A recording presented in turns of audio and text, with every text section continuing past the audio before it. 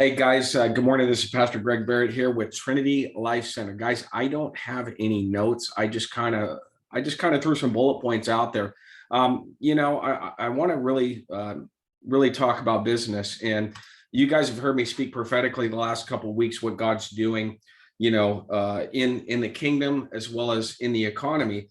And the Lord, as soon as the world started speaking the word recession, God started speaking the word harvest. And I started giving a word that was out of, and this was months ago, out of Numbers 14 and 9, where God was encouraging Israel to move into the promised land. And then he spoke about the giants. He said, they're your bread. And, what he had told me is he is making room for his children in commerce, and the giants that you see in whatever industry that you're wanting to move into, you would look at that person where everything is hitting, and you would look at them and just say, wow, I can't do that, or wow, that person intimidates me. I don't want to go in their field. Well, that person intimidates everybody in that field. When there's a giant in the land, that giant keeps everybody out. And what God's been speaking to me is those giants are your bread, and those giants will yield to a word that comes from him through a child of God. So God will make room for you in industry. You just have to move your feet, and you have to start moving forward. My background, I did direct marketing in 1996. The Lord spoke to me, told me to leave work.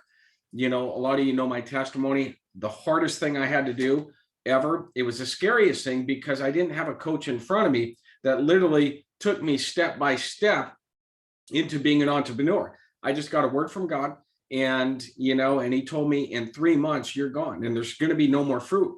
So I was ministering to people in the grocery store in Capitol Hill, getting a lot of people saved, getting a lot of people healed and delivered. But my time there was up because all of a sudden there was no more fruit. And I knew in my heart of hearts, my season there, I was there for a year and a half, was over. And God spoke to me. He said, the place that I have for you, you can't have any glass ceilings. This hourly wage is not going to work for you for the vision that I have for your life. So I knew eventually I had to leave, and I came to my crossroads, and it was a very difficult decision. Well, now the blessing of it is I help guide people through that process. And if they want to get out of work, God bless them. But my background is direct marketing. I'm a real estate investor. I'm a real estate broker. I do commercial, residential. I run numbers for for builders. Everything I do in real estate is all about numbers. And in fact, that's my strong suit. As far as, running my business, I'll talk about a UVP, which is a unique value proposition, which sets you apart from your competition. What you're going to see from me in that industry is statistics. If you want to flip a property, I run all your numbers for you, and I let you know whether it's profitable. If you want to buy a multifamily home, I start talking about capitalization rates. Well, what does that mean? Well, I want to figure out your rate of return. If you're looking for an income property, did you know that the rental income can be applied to your income so it can help qualify you for a loan? So some of you would look at an apartment building and you say, well, I can't afford that apartment building. Well, now take all the incoming rents right now that's coming in, that's now added to your income, and rerun the numbers. You may actually qualify for it if the numbers work out for you. A lot of people want to start at a 4% cap rate. Those numbers don't really, make sense. You want 7% or better. But again, that's something that I do as well. So for me, I help build real estate portfolios to make sure that makes sense. Now watch this. Before I got my real estate license, I flipped 50 properties in King County. I did a lot of the foreclosures, so I'm familiar with bankruptcies, probates, short sales, real estate owned REO properties, bank owned properties. I understand that whole process. But when I started flipping properties, I left that when the market turned in 2007. But after 2007, I'm like, well, this sucks, being a real estate broker. I had a real estate team of about 12 agents in a failing market because buyers were attracted to me because I was a rainmaker. I had about 70 listings. And when you have that many listings, buyers are calling on the listings because they want to know how to buy the home. Well, I couldn't answer all those phone calls and process short sales. So I built a team of 12 people, and I had a full-time assistant that processed that. But what I realized is, being the rainmaker, I wasn't making the amount of money I wanted to make, and I was busy feeding everybody else.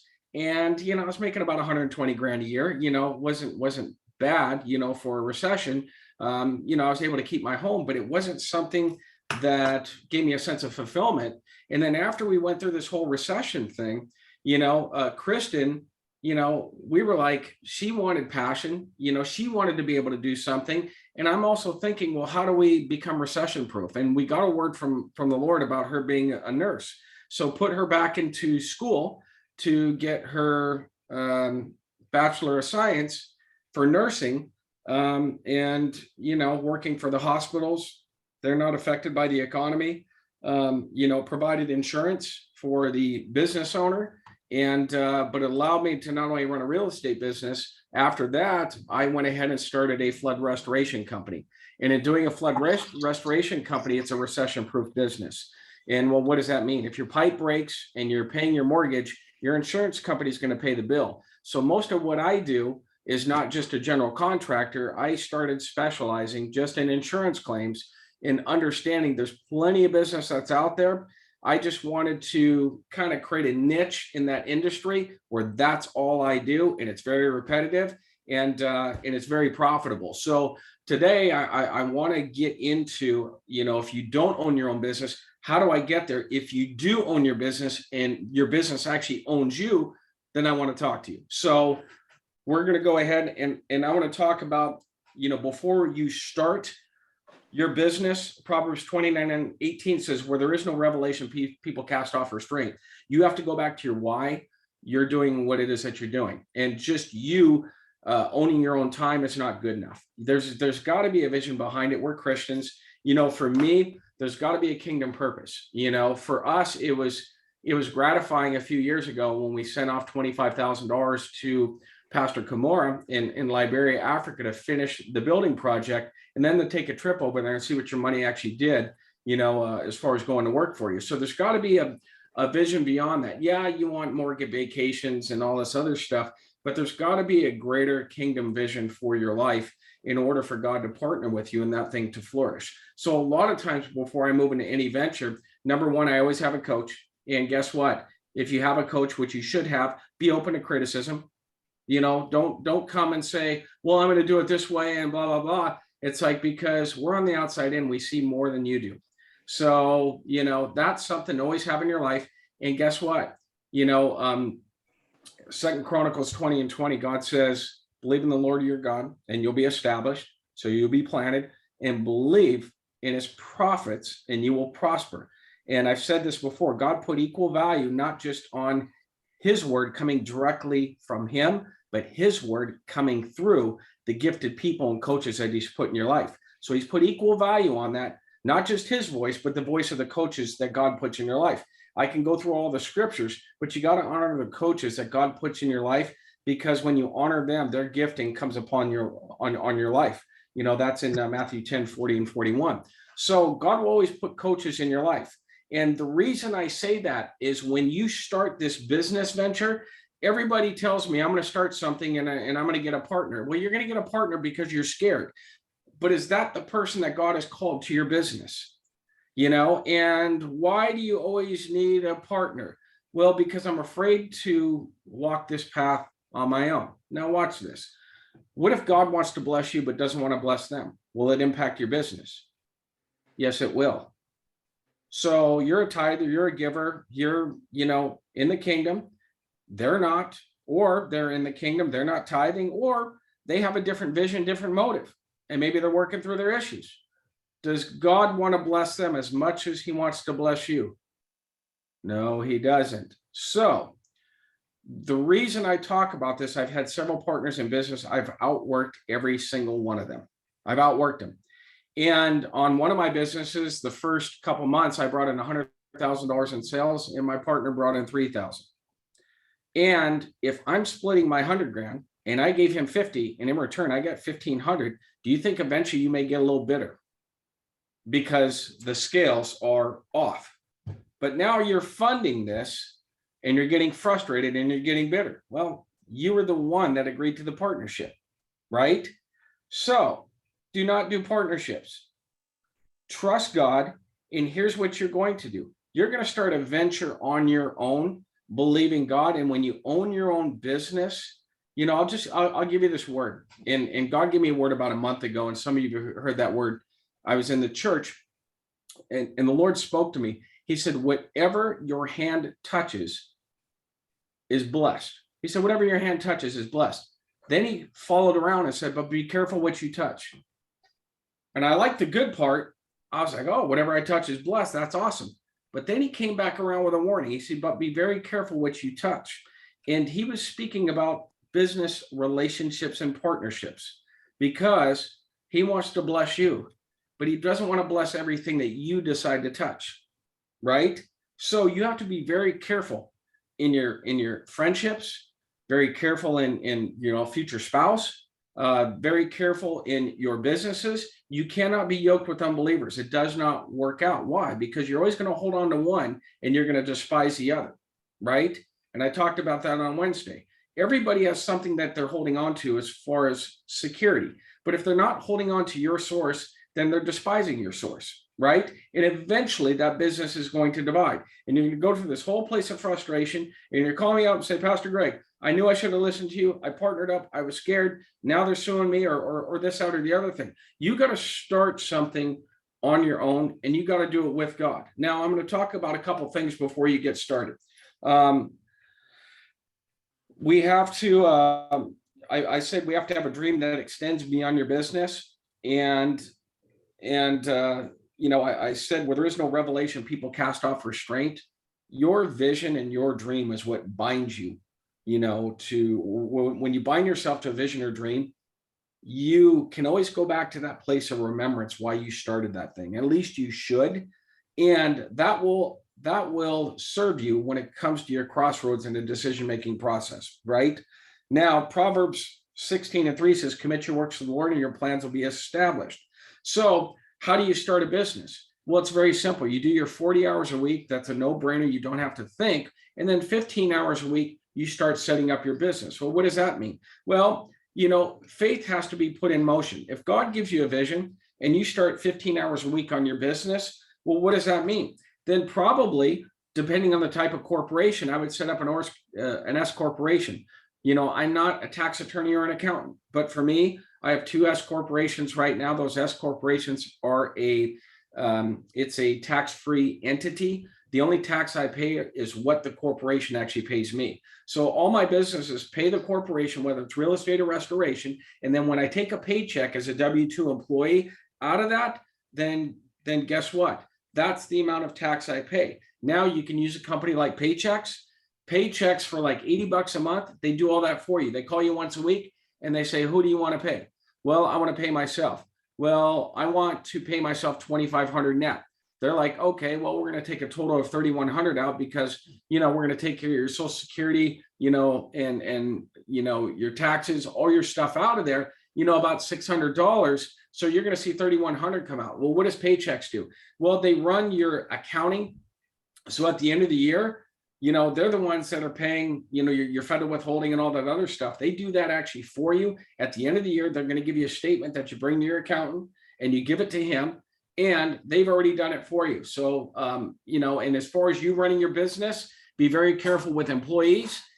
For me, I always 1099 out, and 1099 is they're subcontracted out and they're the ones paying their own taxes. So before I even bring them on, I have them sign a 1099. And whatever I pay them, they're responsible for their taxes, not me. They're responsible for their benefits, not me. So I make myself, the principal owner of my business. And in both situations, in real estate and restoration, everybody's 1099. They take care of their own tax liability. I'm not going to deal with that. All right, so let's move on. You have to research your industry. Whatever it is that you want to go into, go look at a company who's actually doing it well. The way in which you take over a marketplace is you outserve them by 5%. If you can outserve them by 5%, then you're winning. You know, a lot of times in the mail, as far as real estate, I'll get postcards. You know, I look at the postcards because I look at the marketing, but then I look at the numbers of the people as far as their gross revenue, what they're making, and to see whether or not it works. You know, a lot of times you see postcards in the mail. Well, you know, I want to see, are they sending them out individually with my name on it, or are they sending them out to resident? If they're sending them out to resident, they're doing an every door direct mailing program. Well, every door direct is a discount mailing service through the post office where, you know, I have next week, I have 1,500 full page 9 by 12 or 8.5 by 11, you know, postcards that are going to hit 1,500 houses. You know, you may say, well, in the middle of a recession, why would you do that? Well, the Lord told me that he needs me to get marketing out. And because the recession that people are talking about isn't going to be that bad. But what he did say is everybody's going to shrink back in their advertising budget because they're thinking recession. And God says, no, I need you to go forward because you're going to be the only marketing that's going to be coming in their mail because everybody else is making cutbacks thinking recession. And he said, for you, I want you to go forward in your marketing. And I said, okay. And so everybody looks at me and they're like, so you're creating a budget? Yeah. But for me to send out 1,500 postcards, you know, it's probably going to cost me $500-700 a month. Well, you know, you sell a $700,000 house at, you know, 2.5%, you're making a $15,000 profit. You don't have to get too many of those a year to pay for your marketing budget for the entire year. And so you can't look at some of the expenses as debt. It's an investment in your own business, you know, and I'm not talking tithing and all that other stuff because I do that as well, but we have to look at the investment. So you're researching your market right now and you're looking at what works, or you find somebody in the industry that you're working in and, you know, you start asking them questions. So you have to, whatever industry that you're working in, you know, I've said this before, you have to establish a unique value proposition. What's a UVP? It's what sets you apart from everybody else. Why are you better than everybody else? So one of the things, and it was funny, I think I was talking to Sherry Peterson, you know, it was 2 weeks ago when I woke up one morning, the Lord asked me, he goes, how come you don't have veteran-owned business on your businesses? And I'm like, that's a good question. He goes, Greg, he said, people have the utmost respect for the military. You paid the price, you were in combat. Why don't you have that on your advertising? I'm like, I don't know. So I went online, I found a veteran-owned business logo, and I immediately called the people that did my website, you know, Facebook, everything else, and I rebranded it. Well, what's God trying to do, and why is he speaking to me about that? Because he's helping me establish a unique value proposition. What sets me apart from everybody else? As soon as you see veteran, you see service at a higher level. Well, that's going to separate me from a lot of the other people, whether they hire me or Joe Schmo, competing, you know, in my market. So it's just one of those things that I'm always open to listening to the voice of the Lord. And as soon as he speaks, I got to move. So I immediately rebranded everything as veteran owned. And, you know, and so I know that when he starts speaking, that means he's dealing with me in that business. When God starts speaking to you about your business, that means he's getting ready to blow that thing out. But we got to start listening, right? So anyways, so we have to set up a unique value proposition for the industry that we're in. Why are you better than the next person? Now watch this. Now these people that you're watching, who are their target audience? How are they reaching them? Because what's happening is they're actually creating a model for you. Now you can get on Google for free, right? Just register your company on Google. I don't get a lot into ranking and all that other stuff.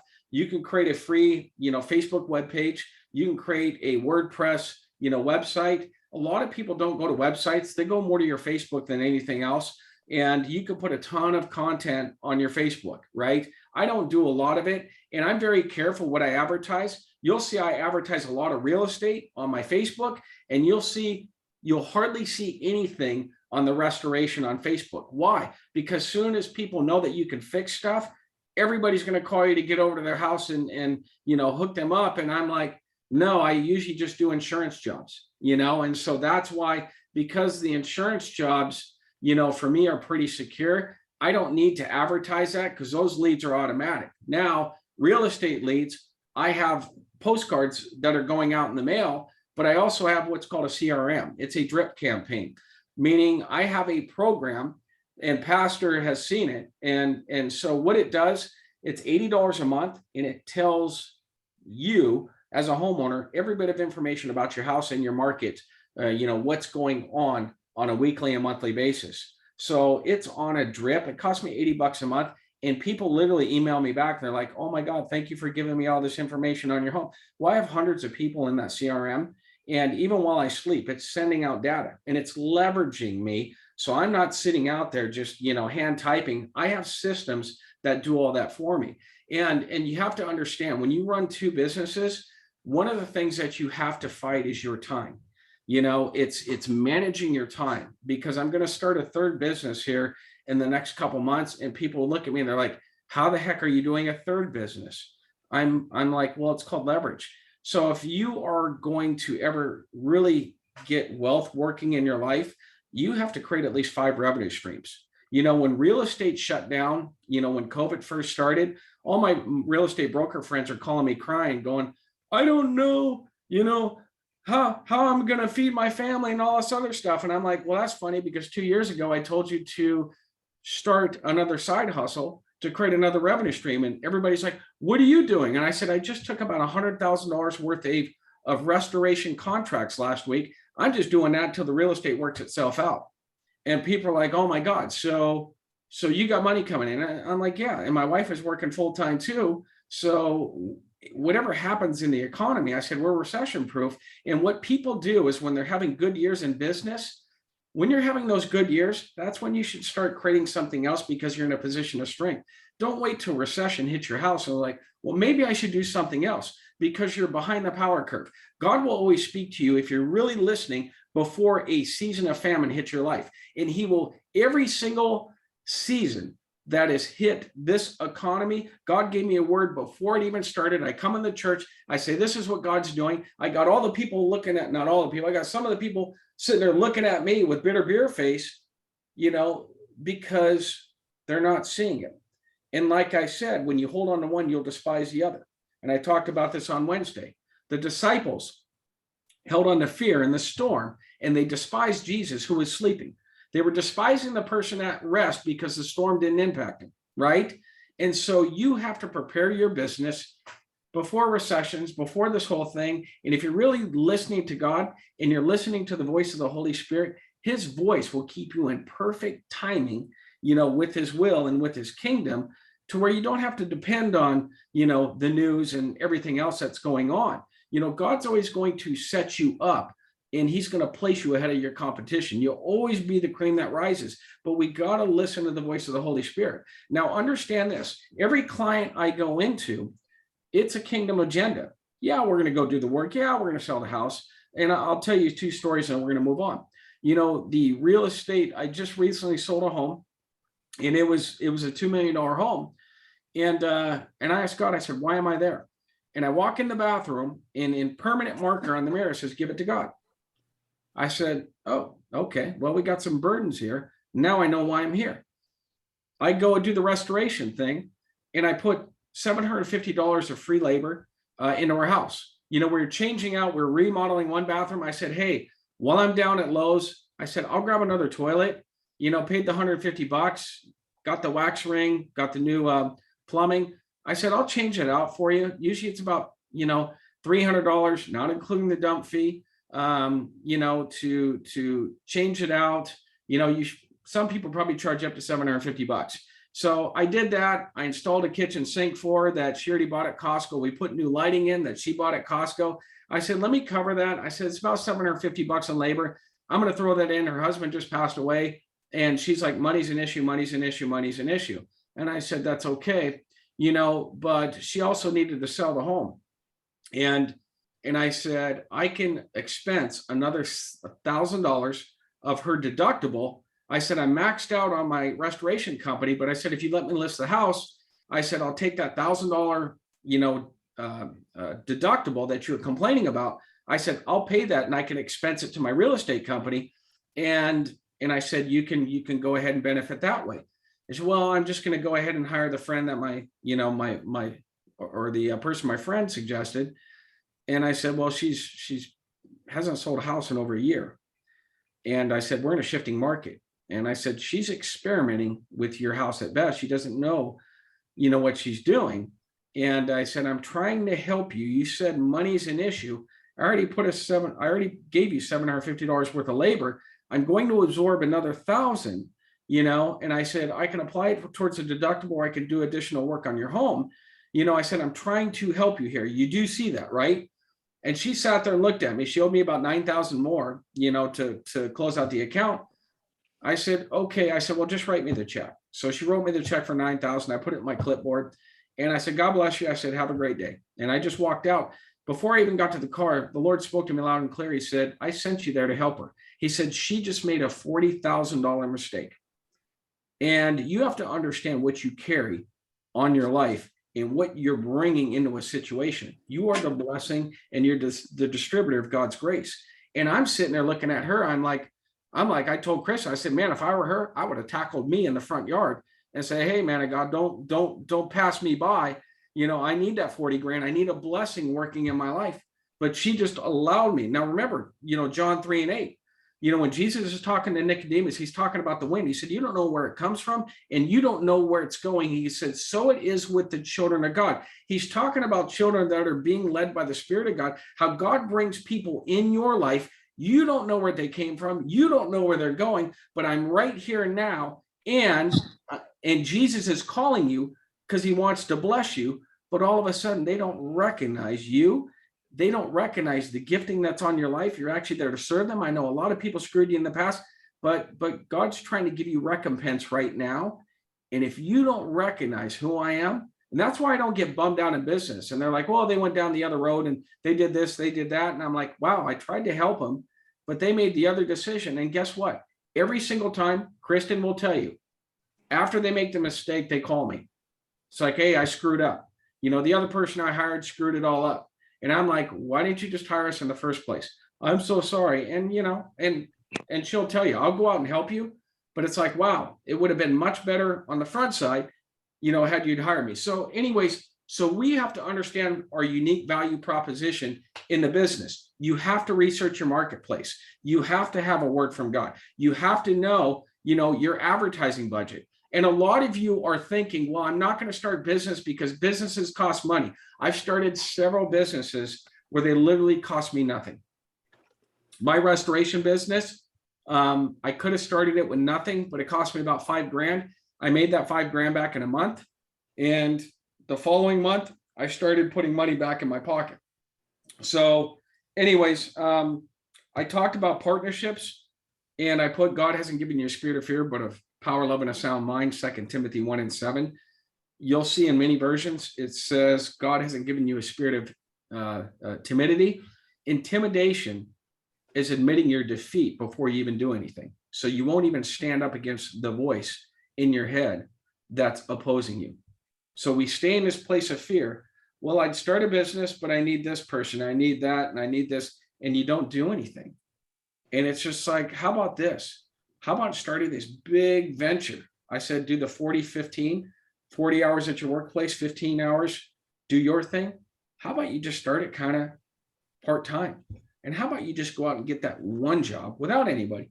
You get that one job and you figure out how to service them. And you do one job at a time. And here's what we do. We do that, but then we never grow from there. And we never take that step where we bring people on to leverage our business, right? And so I'm gonna get into. I'm not going to get into that. Okay, so I'm going to talk about leverage, and then I'm going to open this up. So when I started my restoration business, I'm not a guy that's always, worked with my hands. And many of the guys I work with are like, oh, I've been a framer since I was a kid and all this other stuff. That's not me. I wasn't even a business guy. I was kind of a kid that watched cartoons. And, when the family was working on a car, they're like, go back and watch cartoons because you're in our way, and I really didn't have a lot of interest in all that stuff. So, now I see the value in trades, plumbing, carpentry, all that other stuff. And I'm like, well, shoot, if I had those skills, I'd be killing it in business. But what I find is a lot of times when you're a good laborer, that's your comfort zone. You stay in labor, but you own your own business, right? So if you own your own business, then own your business and don't have a business that's a job that owns you. Because here's what happens. Last year, I went out in the field with Pinnacle Restoration and I was doing the work. Now, I kind of wanted a break from real estate. So, I was doing the drywall and mud and just all that stuff, light electrical, carpentry, what have you. And I was going on job sites, doing siding and all this other stuff. But here's what was happening when I was on the job sites. I was missing phone calls and I was missing appointments. And what had happened is at the end of the year, when I was doing my taxes, I'm like, wow, I made 100 grand less this year than I did the previous year. And I said to myself, what did you do differently this year? I'm like, oh, I went out in the field. And what did that do? Well, it tied my hands together because it cost me a lot of money because I was not able to do what I'm supposed to do. Well, how do I leverage both businesses? Well, in real estate, I have a CRM that reaches out to people every single month. I actually have a guy that he is hired once a month. He creates my flyer. I approve it. I tell him what data to put in there, which takes him about 10 minutes, and he shoots it out without even thinking about it. So I got 1,500 mailers going out, and I got emails going out on that business. Now, real estate isn't that crazy where it keeps me tied to anything. I can do that on the fly. Well, Kristen went to one of my appointments with me yesterday, in West Seattle. It was a flood job and it was a shower pan that leaked. It destroyed some of the subfloor. They had to remove some of the tile. They had to remove all the flooring. It's probably going to be a $7,000 or $8,000 job.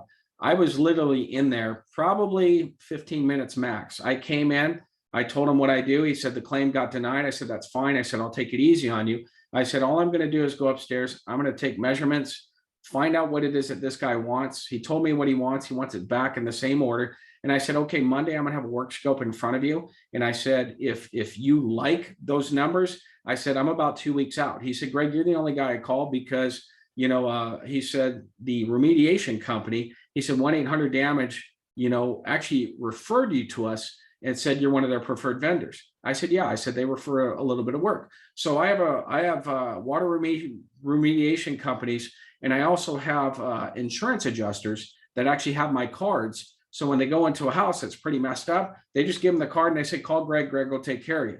So I'm a guy that's a straight shooter, and there is a process. So on the restoration side, I have an assistant that she's full-time, that I don't have her for real estate because I don't need her, but I have an assistant that's full-time in restoration. Now she makes all my phone calls. When I put my chicken scratch on paper, she actually puts the work scope together, and it's very detailed. She calls adjusters, she calls clients, she does my billing. All I do is I call her and I say, hey, we're wrapped up. Can you send them a certificate of completion? We can sign off on the job. Some of the jobs I don't even go there because it's just drywall, and it's pretty basic. She will do all that work for me at a nominal fee every single month. And here's what she knows. She knows in business, in order for her to get a paycheck, I got to have continued business coming in. So guess what? She's one of my advocates for my marketing. And she was the one that brought the contact in for 1-800-WATER-DAMAGE, because she's just like, hey, I got to get Greg's name out there, because if he continues to get leads, I have job security. She gets to work from home, raise her kid, but she's very good at what she does. And I want to make sure that she has job security. The people that you bring on are people that, not friends, not family. We're talking work. They're people that can partner with your vision. Remember, it's your business, it's your vision. And they got to be able to submit to your vision, right? And if they can submit to your vision and you create the criteria for your business, these are the rules of my business, this is just how I do it. If they can do that and they can support your vision, then they can come work for you. Now, here's the messed up thing. I've had to fire several people. When I first started hiring people on, for just kind of little jobs, I'd go to the house and, I would see a cement footing, in a basement. I'm like, hey, don't run all the frames up against a cement footing because cement footings aren't straight.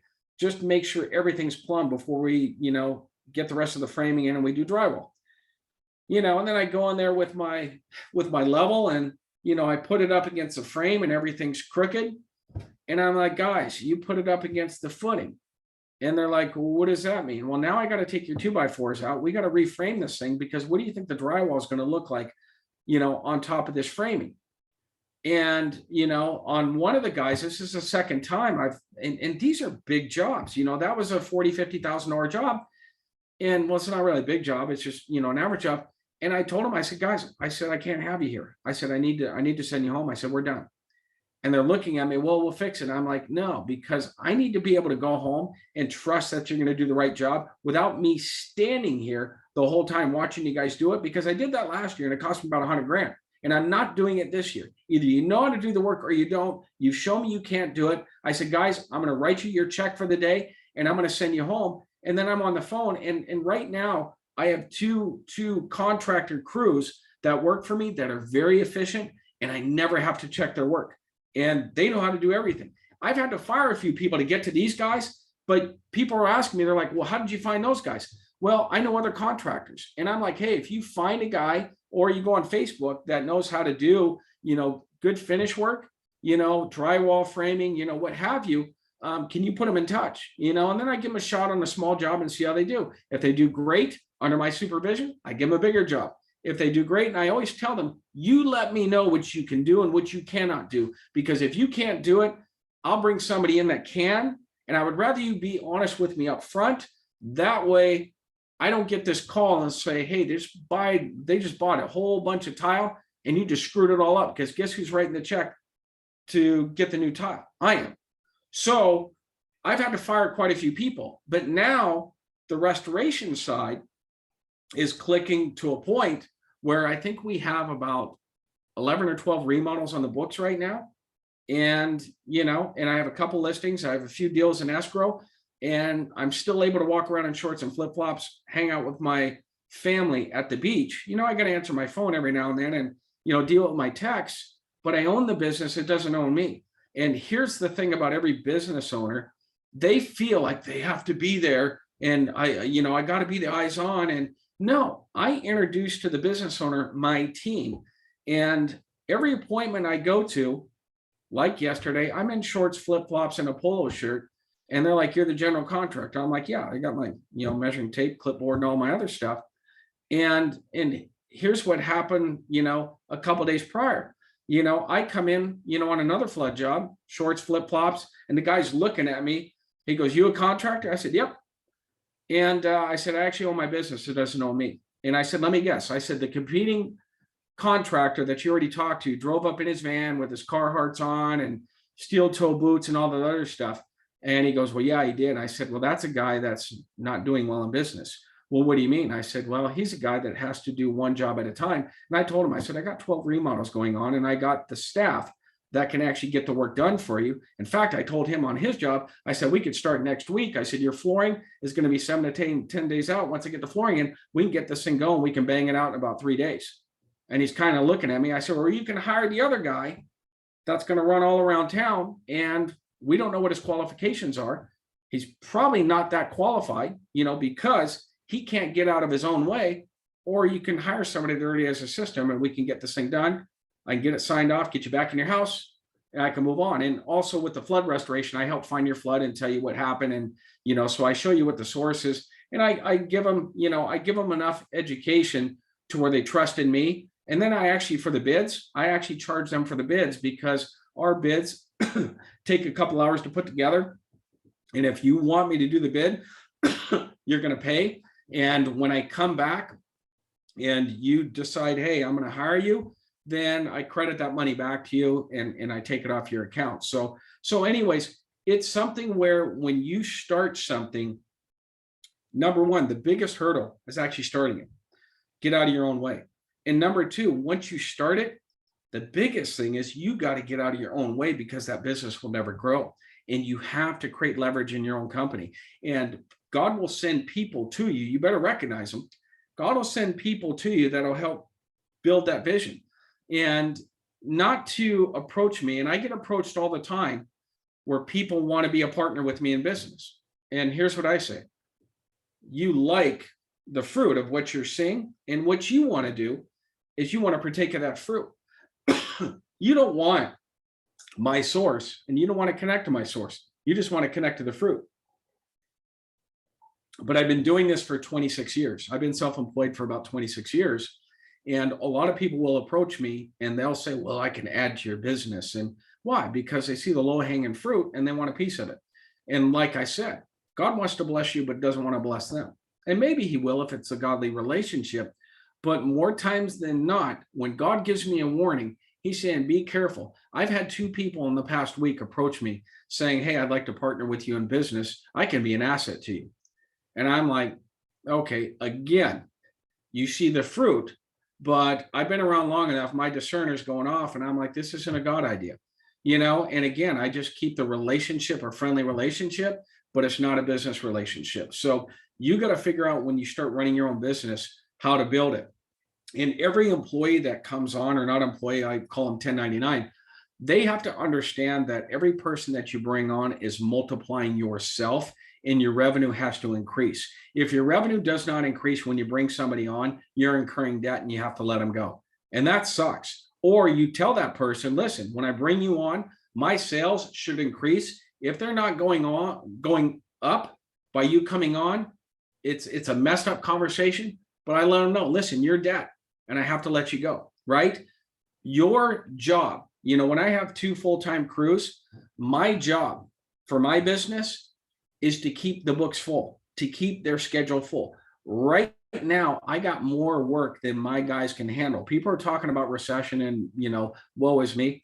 There's a ton of money that's out there, in this market, and it's available. We as business owners, we have to get out of our own way. We have to leverage ourselves. And again, when these relationships I bring on, I have to supervise them immediately. But if they're doing a great job, man, I got to let them do their thing and let them flourish, right? And so I got 2 guys that are great, but now when I start this remediation side, I got to start that all over again. I got to buy the equipment on that one. After I do the equipment, I need license, people that are licensed with mold and mildew. I'm a general contractor, licensed and bonded, but you need a separate license for mold and mildew. When I start that, that's going to create a greater investment. Now, if I start that, I'm also going to have to do pack out. Pack out's going to require that I get a warehouse. So these are things that I'm thinking of if I want to start that side of the business. Well, I also, because the market's getting soft, I want to get back into flipping properties and getting multifamily homes. So that's something I'm looking at right now. These are all things that I put before the Lord and say, God, this is where I want to go financially. That's not even ministry. That's separate from ministry. But, I'm also called to the ministry. So that's something where I work 20 hours a week, putting messages together and taking a ton of phone calls from people that need help. So you got to learn to leverage your time in order for you to do what God created you to do. But your businesses, go to Isaiah 61, and I think it's like in verse 9. And I'm gonna stop with this. Isaiah 61. It talks about the anointing on your life to rebuild the broken. And it says, after verse 4, you're going to raise up the former devastations. Watch this. Verse 5, strangers will stand and they will pasture your flocks, and foreigners will be your farmers and your vine dressers. So God is saying there's foreigners that are going to come to you that will serve you and support you based on the vision that you have. It's not saying that they're saved, but God is saying people are going to come to serve you and support you in your vision. So this thing should start growing legs on its own, but it's your job to manage it. It's your job to steward it. It's your job to grow it. It's not that God doesn't want to grow your business. You have to get the fear out of your life of, I'm afraid of running.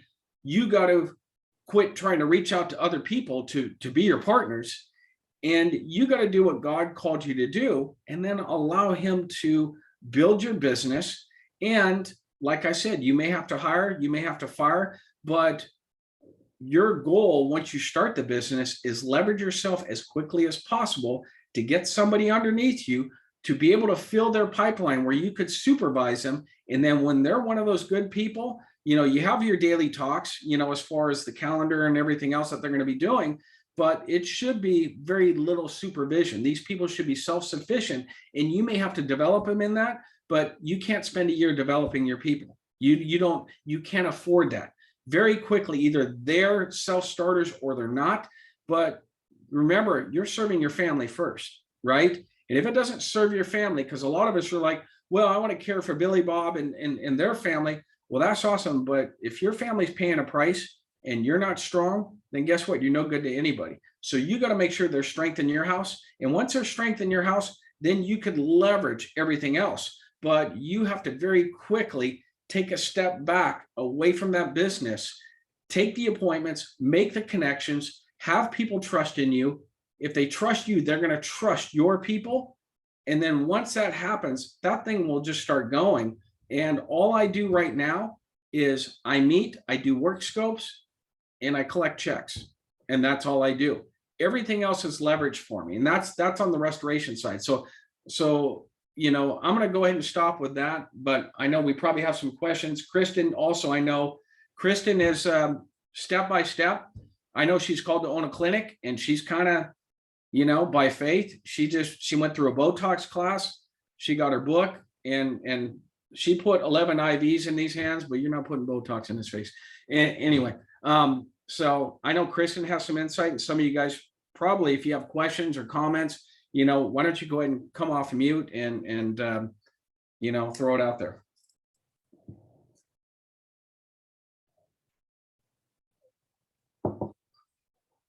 Questions or comments?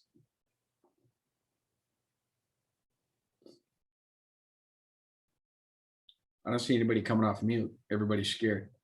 JD, there you go. It's really amazing because it's almost like I have all these questions and you just answered it all at once in this session. And, all these things are really golden nuggets because sometimes, not sometimes, but most of the time you'll get this kind of wisdom after 10, 15, 26 years. And it's right here. So this is God's grace right here, right now. So thank you. I have heard all the answers this morning, actually, because I am in that stage of my life. I'm transitioning, but at the same time, I'm seeing it's also harvest time. But after the harvest, I have to be a very good steward of that harvest. I have to recreate it and make it 10 times bigger, because that's what we're here for. We're here to bless people, and we can't really bless if we're not overflowing. So this is wonderful. What a meal. Thank you. That's awesome. Well, yeah, it's just, when you have breakthrough, you want to help other people out, and thank you so much, JD. Kristen, I know you're there. Yeah, obviously no questions, just comments, because, a lot of times you guys hear about Greg, speaking of contracting and real estate and stuff like that, and you're thinking, well, I'm not a handyman, I'm not a contractor, I can't start my own business.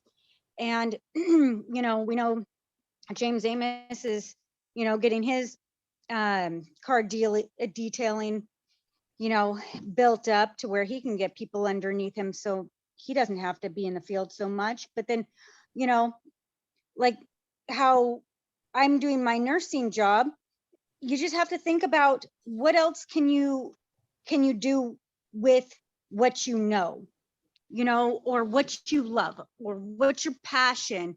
And so, like right now, I'm going to be training on Botox. I'm Botox certified, but doing the training, and now I have the nurse practitioner that's going to supply me the drugs, and so creating that niche where I can build my home spa even bigger, adding those kind of services. And then I was researching, a laser machine, and not that I'm going to do that right now, but as I want to expand, what kind of things am I wanting to add and build on that I can do and grow my business while I am working this other job. So, do I decide that I want to take my home spa into something bigger and eventually open my own clinic with it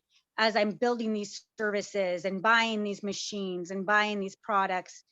Or do I want to keep it as a side gig like I've been doing, the last 12 years, and while I work the day job somewhere else, so that I have two streams of revenue? And obviously I don't advertise that much for my home business, just because I'm so busy with my day job. But you want to look at what you're doing, and do you really love what you're doing, or like it enough to stick with it? Or are you wanting to go do something else? Do you love gardening? Do you want to go out and like advertise that? People are advertising on the Nextdoor app, jobs or help needed. And so on the Nextdoor app, I picked up a job where I'm going to be a home nurse taking care of a patient who is going to go undergo some major surgery. And so I'm going to take care of her for a week while she's recovering, be her little recovery nurse. And so, open man like Greg on Wednesday, because she's doing doing home parties out of people's homes and stuff. And so I've been kind of spinning my wheels on, okay, well, how can I partner with Melissa so that we can come into something together? So, if she's wanting to have a party, hey, maybe I'm advertising that, you get a discount on Botox if you sign up at Melissa's party. And sorry, Melissa, I haven't called you back to talk to you about that. Surprise. So, so I'm thinking of, okay, how can I make this beneficial? How can, us as a church help promote each other and grow each other?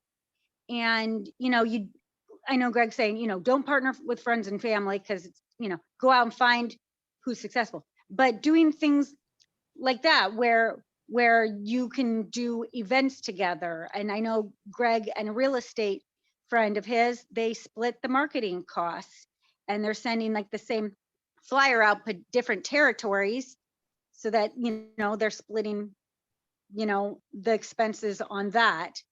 And so maybe looking at how can we market, if we're going to send a flyer out, or we're going to do this or that, maybe it's a mailer that has your business and someone's business, so it's like a shared thing. So it's important to reach out to everyone, resources, and Mhm. Craigslist, Nextdoor app, and and kind of baby step it if you're afraid to take that giant leap. So, but yep, that's what I Yeah. gotta say. And Kristen will actually, she talks about a hobby. She initially started this so we could take vacations throughout the year, and they're already paid for by her, many services that she offers. Pastor Vince and Jody Ann, spoke to me one day. They both had a dream separately one night, said, we see your wife starting her own clinic, and then Pastor Darren, gave us a word that said, hey, start putting money aside, because there's a doctor that's going to approach you to sell their clinic. So we know prophetically we have a general direction. Ultimately, it's Christian's decision, but we have a general direction where we're going. We have to also, you have to determine what you're worth, and Yeah. I keep going back to, kind of your business owning you. You have to determine what you're worth. And can I afford to go do drywall? Well, it cost me $100,000 last year. Can I afford to do drywall? No, I can't. You know, it's not that it's beneath me. It's I'm worth more to people answering my phones and meeting people.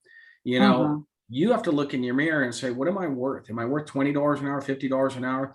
You know, your value as a Christian was established at the cross based on the price that Jesus paid to redeem you. So I got to get you to go back and look in the mirror and say, what am I honestly worth? And are people going to pay your value? If that's what you see your value is, people will meet you based on what you see, and they're not going to be afraid to pay you. You know, when I can walk into a job that took us 5 hours, insurance paid us $3,400.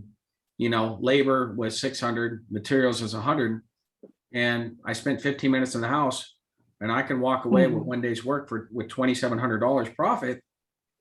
Does that meet what I'm worth? Absolutely. You know, but you know, for me, in construction, I know I saw Jim was on here. In construction, I take a lot of small jobs that are onesie twosie jobs that profit, you know, $5,000-7,000, you know, 2,700, where we're in and out, because it keeps revenue flowing in the business.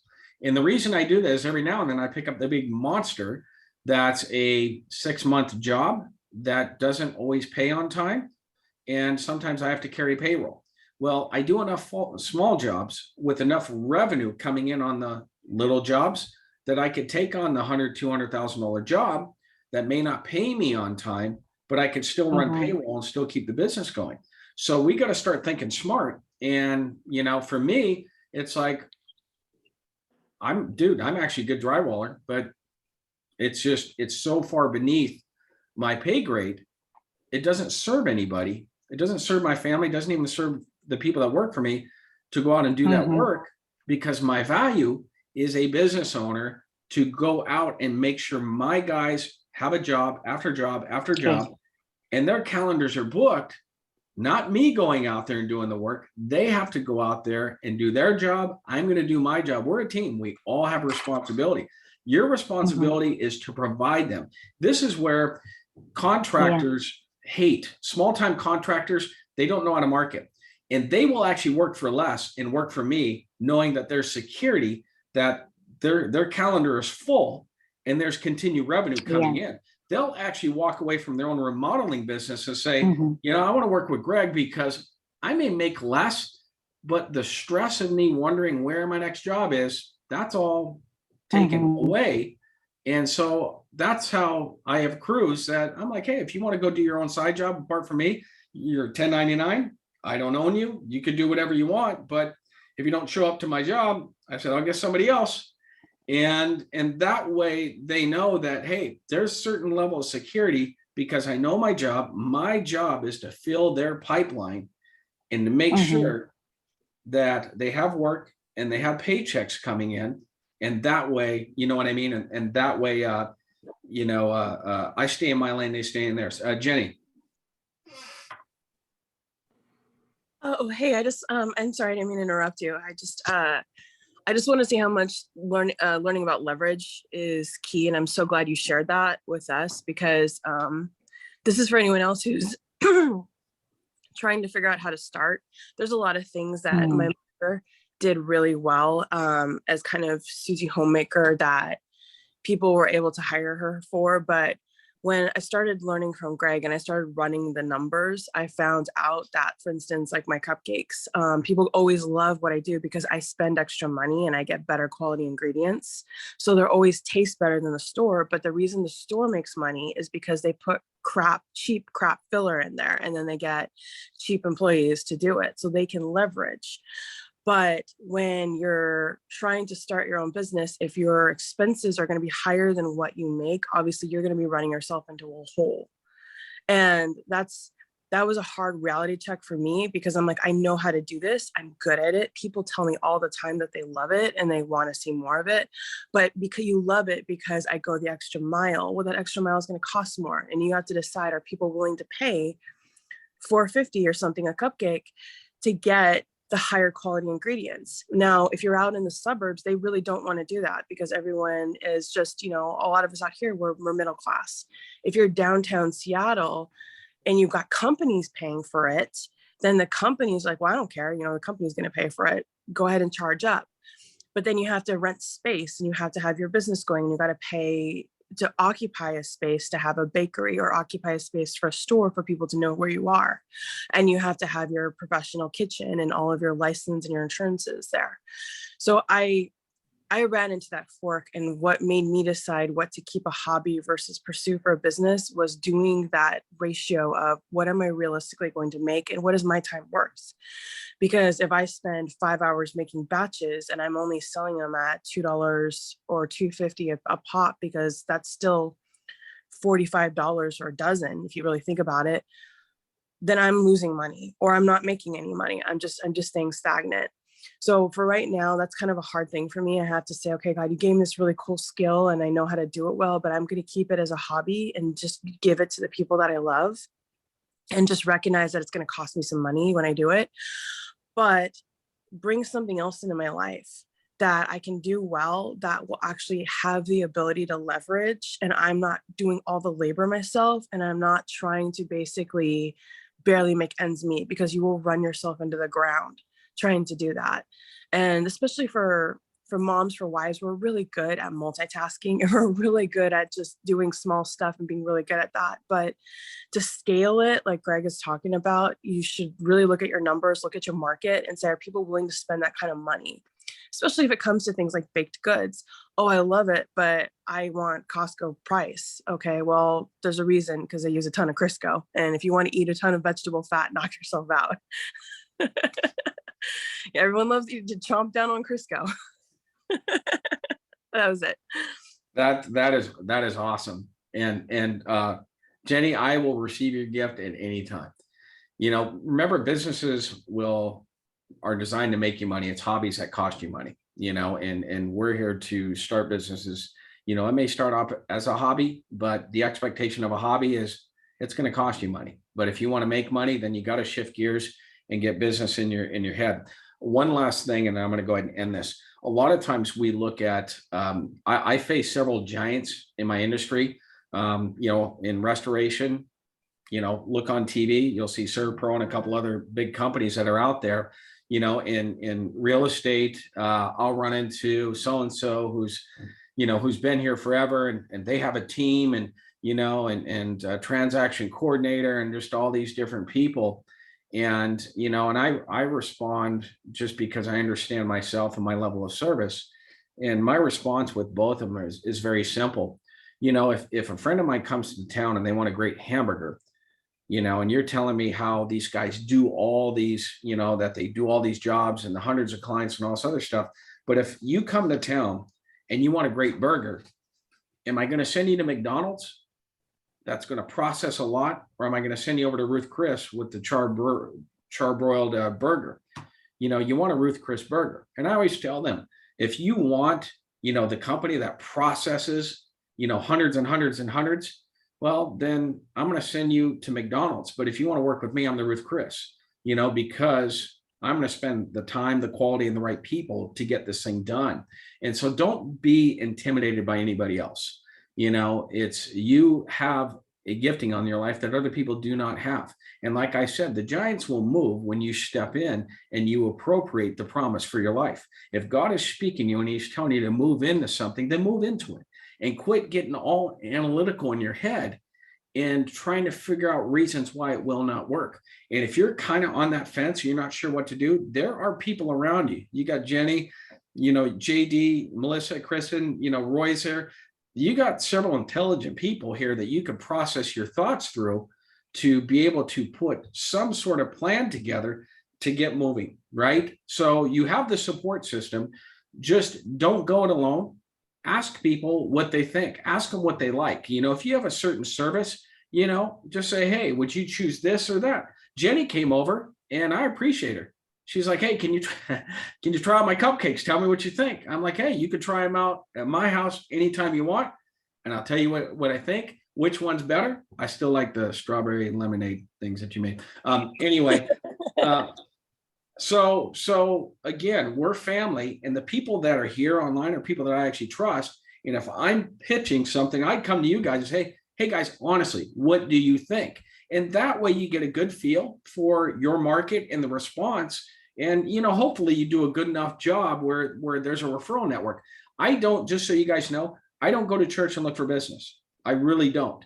The only time I do business in church is when people get themselves in a hot mess, and, you know, whether it's a restoration job, real estate job, lending situation, I'll step in and help them, but it's usually they're reaching out to me. I'm not going there, hey, call me. That's not what I show up to church for. But it's to serve people. You know what I mean? So that's it. Anyway, I'm going to go ahead and wrap this up. And again, guys, this is a subject that I want to come back to, because I do want to bring other people out on this call. Some of the people that are not here, that are successful in their area. That way you can get ideas and God could speak to you through them as far as, oh, I need to implement that. So we're going to pick this up in about a month. I will post, next time that we are going to do this, but I'm going to take a little bit of break with the God Standard. I'm actually preaching, I think 2 other times this month, at Sunday services. So I got enough on my plate right now, but we are going to revisit this and do a part 2, part 3, and kind of see where this goes. Because I think that this is a season right now where God's opening up doors in the marketplace for several people. It's just, most people are like, okay, great. What does it look like? And what do I do? You know what I mean? And so that's where I just kind of want to create a support system around that. And we'll just take it from there and go as long as we need to go. And then, and then when God speaks, then we'll shift gears into something else. So that's it. Kristen, do you have anything else in the form of announcements? Yeah, you want to turn the recording off? Oh,